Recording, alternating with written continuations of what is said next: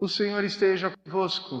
Ele está no meio de nós. Proclamação do Evangelho de Jesus Cristo, segundo Lucas. Glória a vós, Senhor.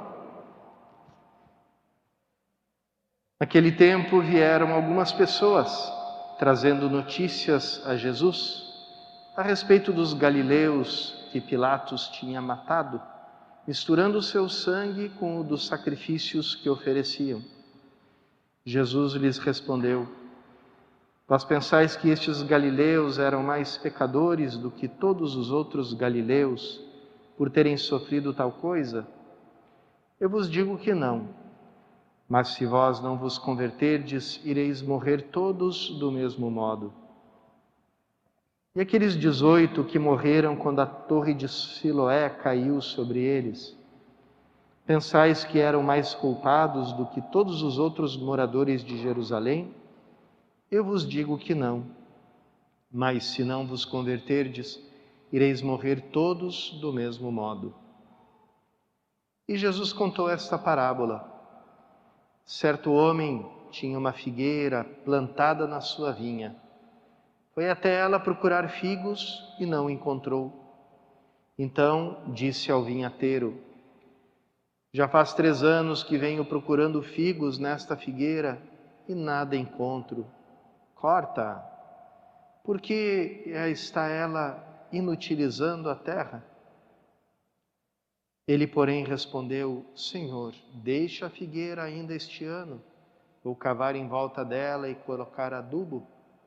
Pode ser que venha a dar fruto. Se não der, então tu a cortarás.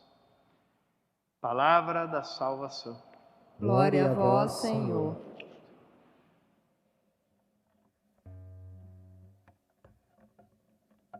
Queridos irmãos e irmãs, nós escutamos na primeira leitura uma explicação muito clara, muito bonita sobre o que consiste a vida nova que Cristo veio nos trazer.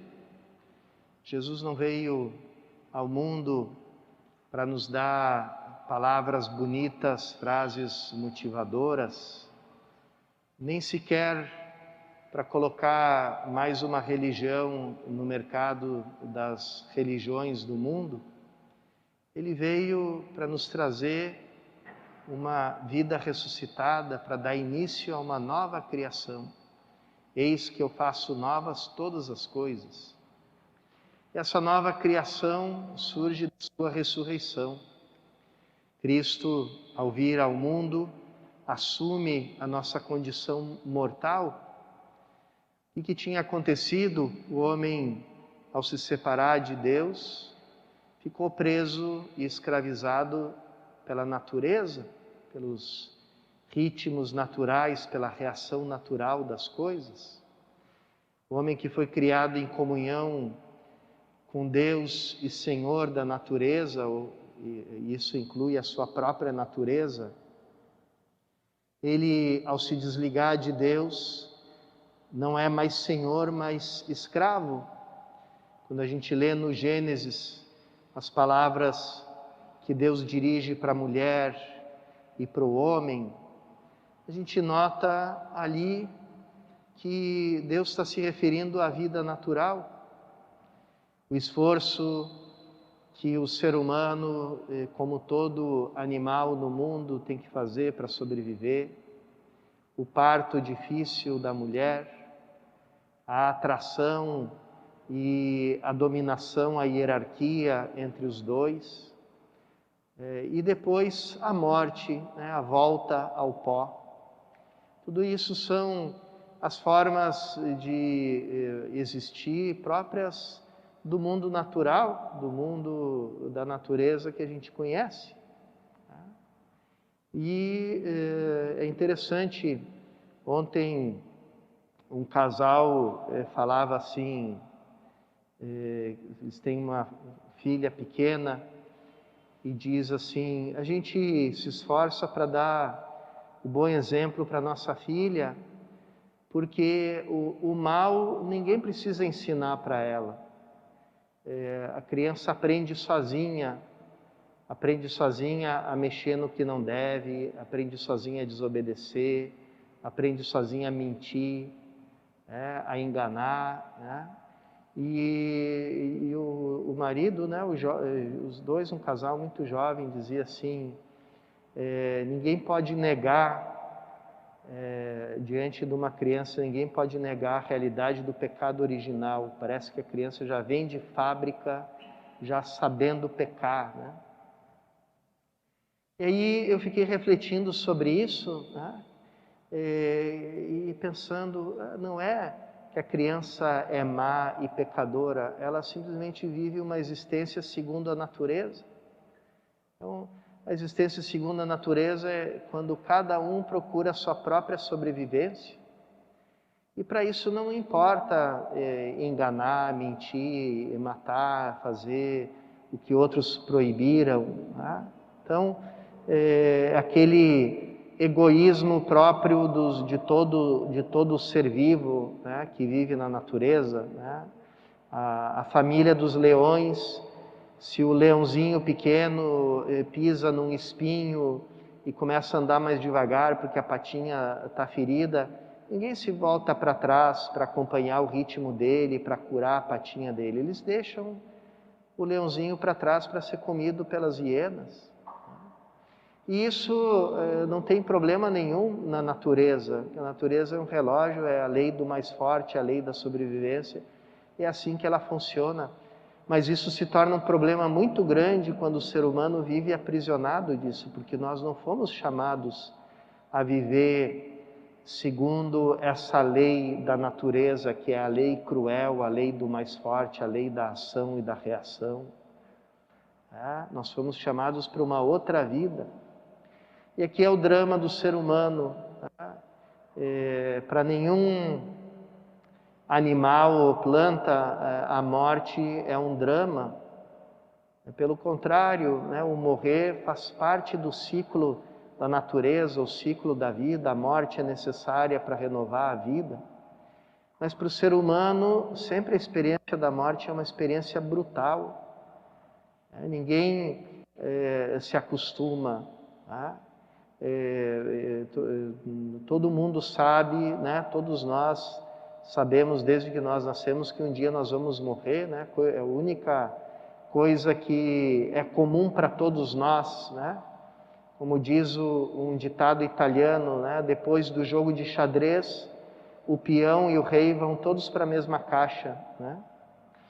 Mas como isso é dramático para nós, né? A vivência da morte, a experiência da morte, como ela é violenta, como ela nos traumatiza, como ela nos entristece.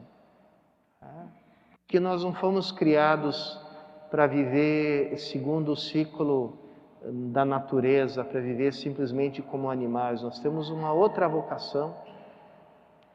E Cristo, para recuperar essa ligação entre nós e Deus, ele entra nessa vida mortal, nessa vida, por assim dizer, abandonada à sua própria sorte, e vive toda a experiência humana, menos o pecado, porque ele é o Filho amado do Pai, e vive também e passa pela nossa morte. E aqui é onde acontece a nova criação.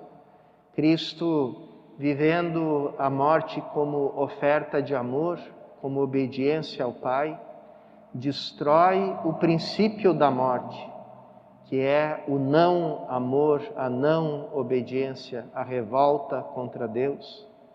Mata a morte lá na sua raiz. E com a sua ressurreição, que não é uma simples reanimação de um cadáver, mas é uma nova vida que a morte não pode mais tocar, ele nos dá uma vida nova, nos dá também o dom de participar dessa morte e dessa ressurreição. E nós participamos dessa morte e dessa ressurreição através da fé, acolhendo o Evangelho na fé e recebendo o batismo, para que essa nova criação se manifeste em nós. porque o dom de Deus é um dom livre e é de forma livre e amorosa que ele deve ser recebido.